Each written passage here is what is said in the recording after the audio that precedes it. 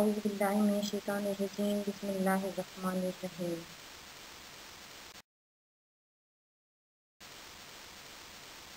Assalamu alaikum students. How are you all? I hope you all are safe and sound at your homes and you are consuming your time in constructive way. You are not wasting your time. I hope so. और मैं आपको ये suggest करूँगी कि ये golden chance मिला है आपको अपनी मिस्टेक्स को ख़त्म करके चीज़ों को लर्न करने का, आगे बढ़ने का और चीज़ों को सीखने का। Okay, in this presentation, we will learn about future continuous tense. As it is very obvious and clear by its name that this is a tense in which the action is in progress. It is continuous. Okay, it is not completed yet, but in a future tense, in a future time. Future continuous tense is a tense in which action is in progress, and someone has made a plan to complete it in a future. This is known as future continuous tense. Future continuous tense can also be known as future progressive tense. Means कि इसमें कोई action जो है वो progress form में होता है या कंप्लीट हो रहा होता है, मुकम्मल नहीं होता अभी तक। ठीक है, इसमें इसका स्ट्रक्चर क्या है? तो यूज ऑफ विल बी और शैल बी प्लस वर्ब की फर्स्ट फॉर्म यानी base form of the verb with the addition of ING. Structure कुछ ऐसे होगा: subject plus use of will be और shall be plus base form of the verb with the addition of ING and then object will come at the end. Its example will be I will be singing in the concert tomorrow. मैं कल वाले concert में कल ऐसा concert जो कि कल होगा उसमें सिंगिंग कर रहा होगा या उसमें गाना गा रहा होगा। ठीक है, ये इसकी एग्जाम्पल है। और इसकी एग्जाम्पल इस तरह से भी हो सकती है: आई विल बी फिनिशिंग और completing my home task tomorrow. ठीक है, कल मैं अपना होम टास्क मुकम्मल कर रहा होऊंगा। यानी कि इसमें ये उम्मीद की जाती है, तवक्को की जाती है ये अकॉर्डिंग टू प्लान कि वो काम मुकम्मल हो रहा होगा। ठीक है, आने वाले टाइम में, कमिंग टाइम में वो काम मुकम्मल हो रहा होगा। इसमें डिसीजन या प्लानिंग का जिक्र होता है, उनकी कंप्लीशन के बारे में बात की जाती है। इसका यूजेज क्या है, वो किस किस तरह से इस्तेमाल करते हैं, ये इसको हम देखेंगे अभी। When do we use future continuous tense? future continuous tense use करने की जरूरत आखिर हमें क्यों पेश आती है और कब कब पेश आती है? Action in progress at a time in the future. ठीक है, वो एक्शन जो कि प्रोग्रेस में हो, जो कि मुकम्मल हो रहे हो, ठीक है, जो अपने कंप्लीशन की तरफ जा रहे हो फ्यूचर में, उसके लिए हम फ्यूचर कंटिन्यूस टेंस यूज़ करते हैं। For example, I will B meeting Tom this Saturday. इस हफ्ते को मैं टॉम के साथ मीटिंग कर रहा होऊंगा। ठीक है, ये इसकी एक एग्जांपल है।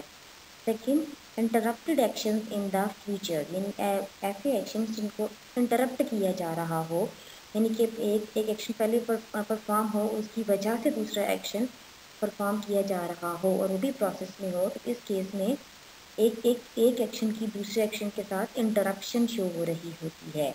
जैसे she will be waiting for you when you arrive. ठीक है, तो जब तुम पहुंचोगी तो वो तुम्हारा इंतज़ार कर रही होगी। इसमें use of when, the word when usually इस्तेमाल किया जाता है। जैसे she will be writing a letter when you arrive. ये भी हो सकता है कि जब तुम पहुंचोगी तो वो खत लिख रही होगी। ठीक है, अब इसमें एक एक्शन है जिसने दूसरे एक्शन को इंटरप्ट किया। ठीक है, ये जब अगर वो पहुंचेगी तो वो तब वो इसका इंतज़ार कर रही होगी, या जब वो पहुंचेगी तो वो खत लिख रही होगी, लाइक दिस। जब वो पहुंचेगी तो वो खाना खा रही होगी, या कोई सी भी इसकी एग्जाम्पल लिखी जा सकती है। Next, parallel action in the future. Okay, parallel action क्या मतलब कि ऐसे एक्शन जो कि एक साथ चल रहे हों। ठीक है, एक एक्शन चल रहा हो, उसके साथ दूसरा एक्शन भी हो रहा हो, दोनों एक्शन इकट्ठे हो रहे हों। जैसे इसमें द वर्ड वाइल और एंड यूज किया जाता है। For example, Sam will be dancing while Paul will be singing. या हम ये लिख सकते हैं, या एग्जाम्पल इस तरह से भी हम समझ सकते हैं: Sam will be writing while Paul will be reading. कि सैम लिख रहा होगा और पॉल जो है वो रीड कर रहा होगा। यानी कि दो एक्शन हैं जो कि पैरेलल साथ साथ चल रहे हैं। ठीक है। जैसे सैम डांस कर रहा होगा और जो पॉल है वो सिंगिंग कर रहा होगा या गा रहा होगा, लाइक दिस। इस स्लाइड में हमने ये सीखा कि फ्यूचर कंटिन्यूस टेंस का यूजेज कैसे होता है और उनको उसको किस सूरतों में इस्तेमाल किया जाता है। I hope you have understood the use of future continuous tense in English grammar.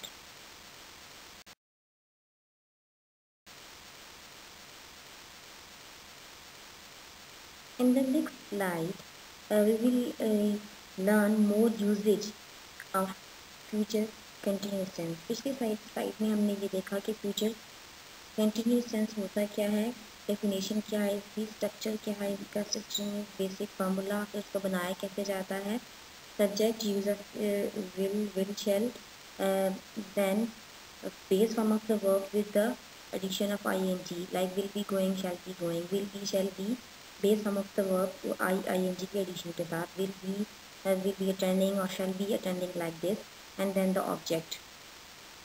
इस स्लाइड में हम फ्यूचर कंटिन्यूस टेंस के मज़ीद यूजेज देखेंगे कि आखिर किन किन केसेस में फ्यूचर कंटिन्यूस टेंस को इस्तेमाल करने की ज़रूरत पेश आती है।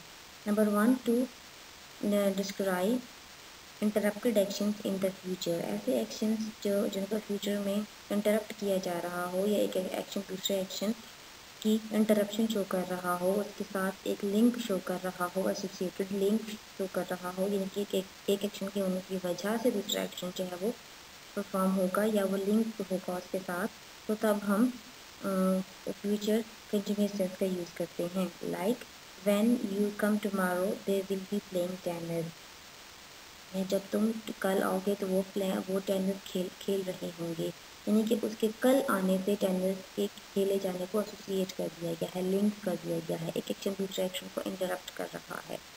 Next, to express actions in progress at a specific time in the future, यानी कि फ्यूचर में किसी खास टाइम में कोई एक्शन जो कि प्रोग्रेस में हो रहा होगा उसको इंडिकेट करने के लिए फ्यूचर कंटिन्यूस टेंस यूज़ होता है। एग्जांपल ये है, at 12 o'clock tomorrow we will be having lunch at school, यानी कि कल 12 बजे हम अपना काम कर रहे होंगे या हम लंच कर रहे होंगे, हम स्कूल में लंच कर रहे होंगे। नेक्स्ट यूजेज है इसका, to refer to action that are happening now and expected to continue in the future, और ये इसका काफ़ी इम्पोर्टेंट तरीन यूजेज है। इसमें यह है कि to refer the action that are happening now, ऐसे एक्शन जो कि अभी हो रहे हैं और उनके बारे में ये तवक्को की जा रही है कि आने वाले टाइम में भी हो रहे होंगे, यानी कि तब आने वाले टाइम में मुकम्मल नहीं हुए होंगे। जैसे कि unfortunately sea level will be rising in 20 years, या नेक्स्ट 20 सालों में सी लेवल इंक्रीज हो रहा होगा या ये बढ़ रहा होगा।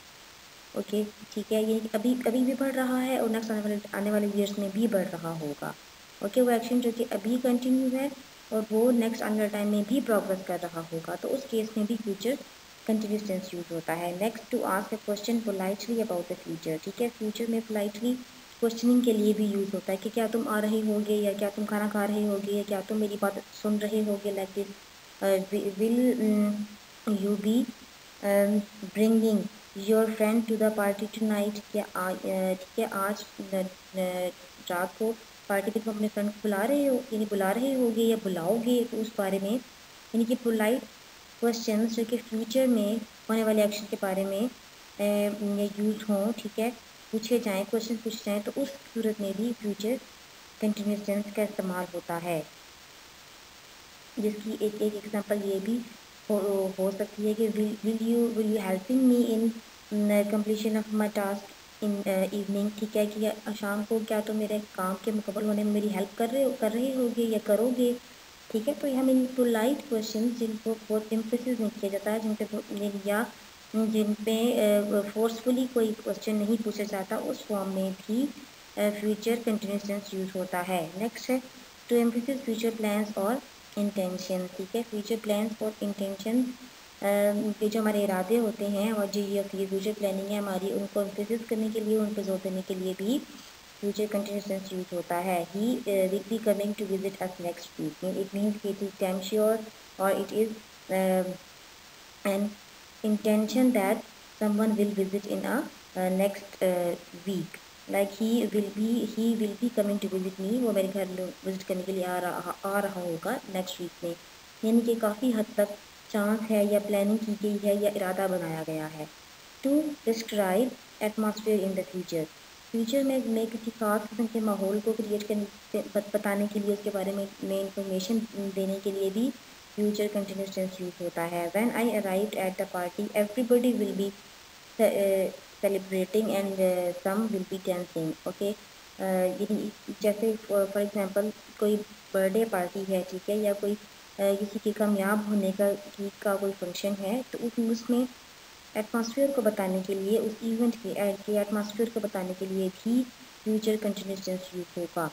And the last one is to express parallel actions और a series of parallel actions in the future में पैरेलल एक्शन, ठीक है, जो कि एक दूसरे के साथ साथ चल रहे हों, उन एक्शंस को डिनोट करने के लिए भी, जो कि आने वाले टाइम में हो, उसके लिए हम फ्यूचर कंटिन्यूस टेंस यूज़ कर सकते हैं।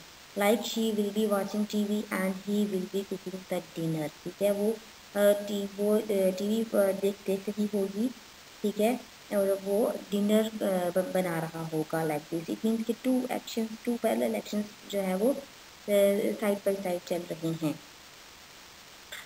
These all are the usage of future continuous tense. I hope you have understood about the basic definition of a future continuous tense, its structure, formula, or its usage. Uh, Students of pre-9th and 9th are requested to do the practice of future continuous tense, that is on the page 122 in your grammar book।